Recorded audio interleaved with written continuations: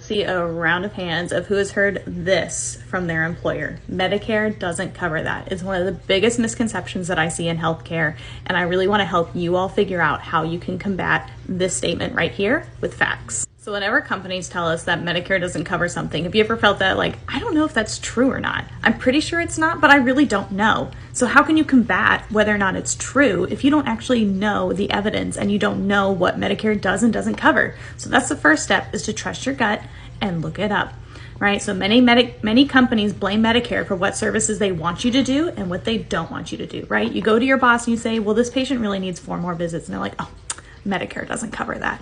Or, oh, we have this new payment model and Medicare says that you can't have more than 2 visits, right? A lot of that is a load of nonsense. So it's important for you to know what you're able to do as a practitioner and what Medicare does cover so that you can combat the lies.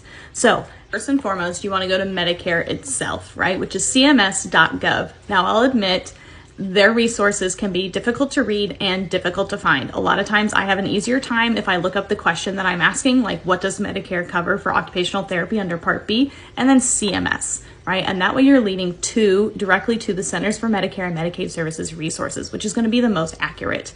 Your other option that's also an excellent option is organizations like AOTA, or if you're a PT, APTA, or if you're a speech therapist, ASHA, right? Because they are creating resources for your profession. What applies to another therapy may not apply to your therapy. So it's really important that you're going to someone who is not only targeting the answer that you're looking for, but also is talking directly to your profession. So AOTA is the perfect resource to go to look up information that's accurate. And if they don't have resources, the best thing you can do is email them.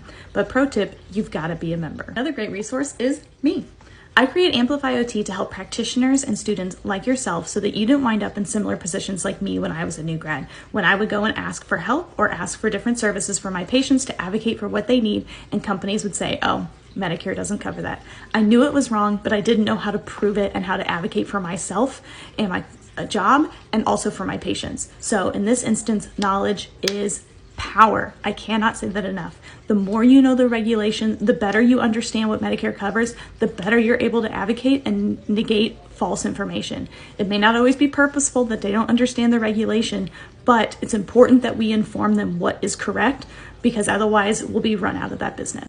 So remember, you cannot push back against a policy if you don't know what is right or wrong. So drop a comment and let me know what your company has told you isn't covered by Medicare.